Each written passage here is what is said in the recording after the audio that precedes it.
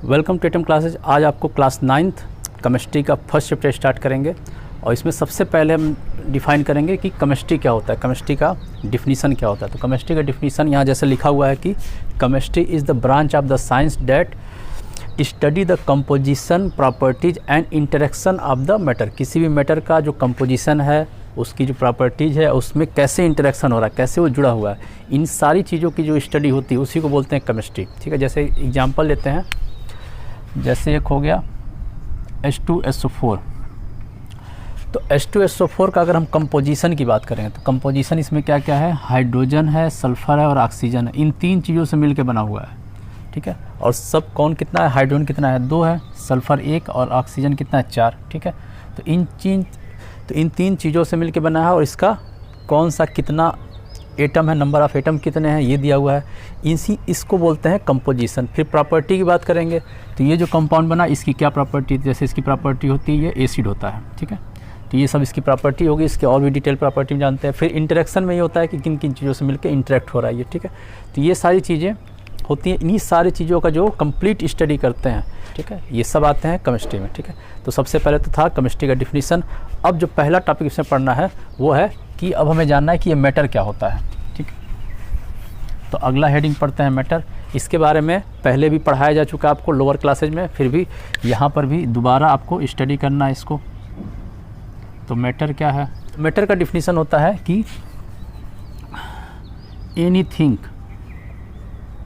Things which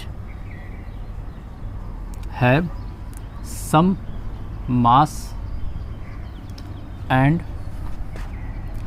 occupy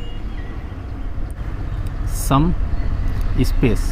तो कोई भी ऐसा सब्सटेंस या थिंग्स जो क्या करे, जिस पे क्या हो, मास हो और वो क्या हो, स्पेस को ऑक्यूपाई करे। ठीक है, तो उससे बोल देते हैं मैटर। ठीक है, तो मैटर क्या होता है, तो मैटर का डिफिनीसन अगर हिंदी में कहे तो हिंदी में क्या होगा कि वह पदार्थ जो स्थान घेरता है और जिसमें क्या हो कुछ मास होता है। ठीक है, उसको क्या कहते हैं, मैटर। मैटर को हिंदी में बोलते हैं द्रव्य। तो ये हो गया आपका मैटर। अब मैटर का हमको पढ़ना है क्लासिफिकेशन। मैटर का क्लासिफिकेशन कैसे होता है, तो मैटर को अगर क्लासीफाई करना चाहें तो मैटर का क्लासिफिकेशन 2 तरीके से हो सकता है। एक होता है फिजिकल क्लासिफिकेशन और दूसरा होता है केमिकल क्लासिफिकेशन।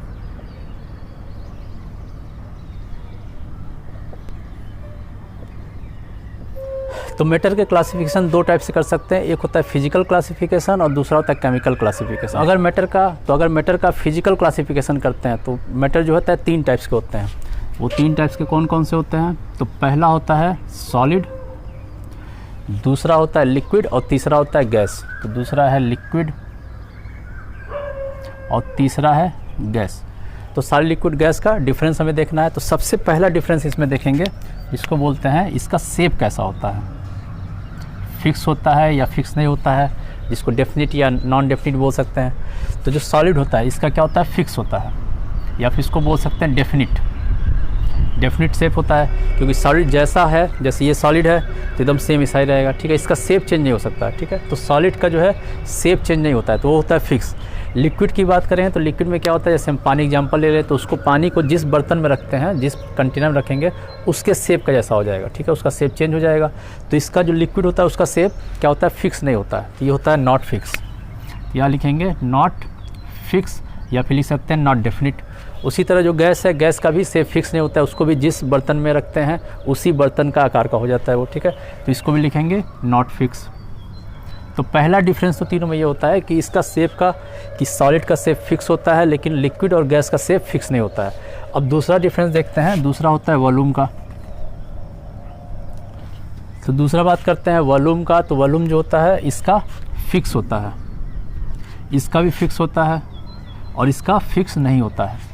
तो इसका वॉल्यूम तो फिक्स है। जैसे बात करते हैं लिक्विड की, तो लिक्विड अगर हम 1 लीटर लेते हैं तो उसको हम किसी भी बर्तन में रखेंगे तो शेप तो उसका चेंज होगा, लेकिन 1 लीटर का 1 लीटर ही रहेगा। ठीक है, इसलिए जो लिक्विड है उसका वॉल्यूम भी फिक्स होता है, लेकिन गैस का वॉल्यूम फिक्स नहीं होता है। क्यों? क्योंकि उसको अगर छोटी सी शीशी के अंदर रख देते हैं तो उसमें भर जाएगा, बड़ा बर्तन में रखते हैं तो उसके अंदर पूरा वो फैल जाएगा। ठीक है, या फिर शीशी खोल देते हैं तो कमरे में पूरा फैल जाएगा, तो उसका वॉल्यूम भी फिक्स नहीं होता है। ठीक है, तो इसका वॉल्यूम फिक्स नहीं होता है, लेकिन इन दोनों का वॉल्यूम फिक्स होता है। लेकिन शेप की बात करेंगे तो शेप जो है सिर्फ और सिर्फ सॉलिड का फिक्स होता है।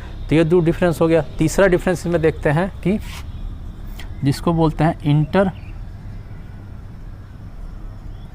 मॉलिक्यूलर स्पेस, या फिर बोल सकते हैं इंटर मॉलिक्यूलर डिस्टेंस। इससे स्पेस को क्या बोल सकते हैं, डिस्टेंस भी बोल सकते हैं। तो हमें देखना है कि इंटर मॉलिक्यूलर, सबसे पहले तो ये जानना है इंटर मॉलिक्यूलर डिस्टेंस होता क्या है। जो सॉलिड लिक्विड गैस है ये क्या होता है, छोटे छोटे पार्टिकल्स मिलकर बने होते हैं। तो जो सॉलिड के पार्टिकल्स होते हैं वो क्या होते हैं, एक दूसरे से एकदम पास पास सटे हुए होते हैं इस तरीके से, इनके बीच में गैप नहीं होता है, ठीक है। ये पार्टिकल हैं, छोटे छोटे पार्टिकल्स मिलकर बना हुआ है, तो इनके बीच गैप नहीं होता है, ठीक है। और अगर इनके बीच अगर गैप है, ठीक है, तो उसी को बोलते हैं इंटरमॉलिक्यूलर डिस्टेंस। तो इनके बीच जो डिस्टेंस होता है ये, तो 2 एडजेसेंट अगर पार्टिकल लेते हैं तो उनके बीच का जो डिस्टेंस होता है उसको बोलते हैं इंटरमॉलिक्यूलर डिस्टेंस। तो अगर यहाँ की बात करते हैं, ठीक है, सॉलिड की बात करते हैं, तो ये दोनों क्या है, आपस में सटा हुआ है, और सटा हुआ है तो इसका मतलब जो इंटरमॉलिक्यूलर डिस्टेंस है वो यहाँ पर क्या होगा, नहीं होगा। तो यहाँ पर लिखते हैं नो इंटर मॉलिक्यूलर डिस्टेंस, ठीक है। अब बात करते हैं लिक्विड की। तो लिक्विड के भी जो पार्टिकल्स होते हैं वो क्या होते हैं, एक दूसरे से एकदम सटे हुए होते हैं। तो अगर ये भी सटे हुए हैं तो क्या होगा कि इसमें भी इंटर मॉलिक्यूलर डिस्टेंस नहीं होगा। तो यहाँ भी होता है no intermolecular distance.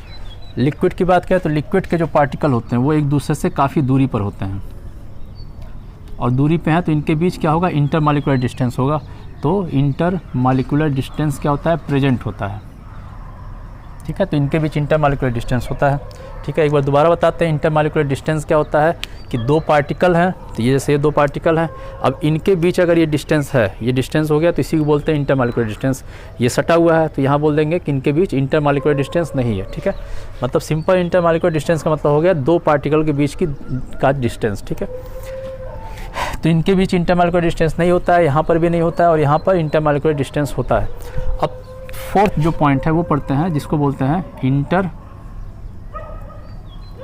Molecular force या अट्रैक्टिव फोर्स होता है, इंटर मॉलिक्यूलर अट्रैक्टिव फोर्स।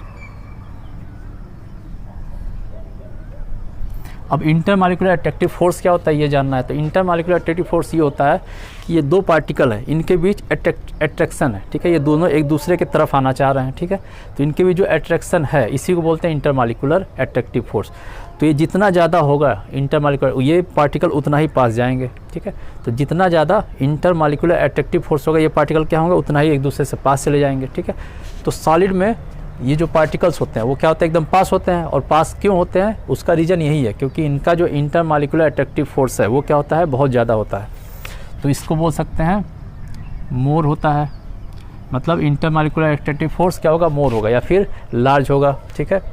इसमें बात करेंगे तो इसका भी इंटर मॉलिक्यूलर अट्रैक्टिव फोर्स क्या होता है, मोर होता है, ज़्यादा ही होता है, क्योंकि ये इसके पार्टिकल भी पास पास होते हैं, लेकिन बट लेस देन सॉलिड, ठीक है। सॉलिड से थोड़ा कम होता है, ठीक है। जो इंटर मॉलिक्यूलर अट्रैक्टिव फोर्स की बात करेंगे तो इसका बहुत ज़्यादा होता है, इसका भी ज़्यादा होता है, लेकिन सॉलिड के कंपेयर करते हैं तो सॉलिड से कम होता है। और बात करते हैं अगर गैस की, तो गैस में इंटर मॉलिक्यूलर अट्रैक्टिव फोर्स नहीं होता है। तो यहाँ लिखेंगे no intermolecular attractive force, ठीक है। तो यहाँ पे इंटर मॉलिक्यूलर अट्रैक्टिव फोर्स नहीं होता है, इसीलिए इनके पार्टिकल एक दूसरे से काफ़ी दूरी पे रहते हैं, ठीक है। तो ये था आपका 4th डिफरेंस। अब बात करते हैं 5वां डिफरेंस की, तो डेंसिटी की बात करते हैं। तो डेंसिटी का फार्मूला होता है मास डिवाइड बाय वॉल्यूम, ठीक है। तो यहाँ की अगर बात करते हैं सॉलिड में, तो सॉलिड क्या है, अगर इसका वॉल्यूम देख रहे हैं तो वॉल्यूम, छोटे वॉल्यूम में ज़्यादा पार्टिकल आ सकता है, तो ये वैल्यू क्या होगा, ये ज़्यादा पार्टिकल आएंगे, जितना ज़्यादा पार्टिकल उसका ये मास उतना ज़्यादा हो जाएगा। इसको ये है मास है और ये वॉल्यूम है। तो अगर हम एक निश्चित वॉल्यूम ले लेते हैं तो निश्चित वॉल्यूम में जो मास होगा इसमें सबसे ज़्यादा पार्टिकल होंगे। क्यों पार्टिकल ज़्यादा होंगे, क्योंकि ये पार्टिकल एक दूसरे से सटे हुए हैं, ठीक है। तो इसलिए ये वैल्यू ज़्यादा होगी, ये वैल्यू ज़्यादा है तो इसकी डेंसिटी क्या होगी, ज़्यादा होगी। तो इसकी डेंसिटी क्या होती है, हाई होती है। उसी तरह इसके पार्टिकल पास पास होते हैं तो इसकी भी डेंसिटी हाई होगी, ठीक है। लेकिन यहाँ पर भी क्या होगा, बट लेस देन सॉलिड से कम होगा। और इसकी डेंसिटी क्या होती है, लो होती है, क्योंकि इसके पार्टिकल दूर दूर हैं, ठीक है। अगर पार्टिकल दूर दूर हैं तो पर यूनिट में अगर बात करते हैं वॉल्यूम में, तो इसमें पार्टिकल भी कम होंगे, पार्टिकल कम होंगे तो उसका मास कम होगा। तो अब 6 डिफरेंस की बात करते हैं। तो 6 डिफरेंस जो होता है इसको बोलते हैं कंप्रेसिबल। कंप्रेसिबल, तो अब कंप्रेसिबल का मतलब क्या होता है कि इसको अगर दबाया जाए, ठीक है, तो अगर ये दब जाता है तो इसको बोलते हैं कंप्रेसिबल है, और नहीं दबे तो बोलते हैं नॉन कंप्रेसिबल है, ठीक है। तो सॉलिड होता है, सॉलिड को अगर दबाया जाता है तो नहीं दबता है वो, ठीक है। जैसे ये सॉलिड है, इसको दबाया गया तो ये नहीं दबा, ठीक है। तो ये पार्टिकल क्यों नहीं ये दबते हैं? क्योंकि इनके भी जो इंटरमॉलिक्यूलर डिस्टेंस है वो होता ही नहीं है। अगर होगा तभी तो ये दब के और पास आएंगे।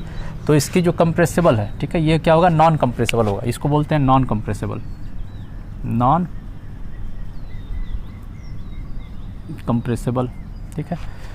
यहाँ पे ये भी होता है नॉन कंप्रेसिबल होता है, तो ये होता है कंप्रेसिबल, ठीक है।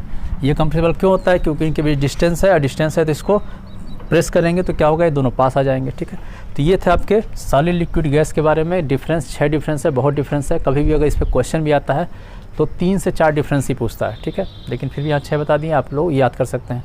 तो ये था टोटल फिजिकल क्लासिफिकेशन।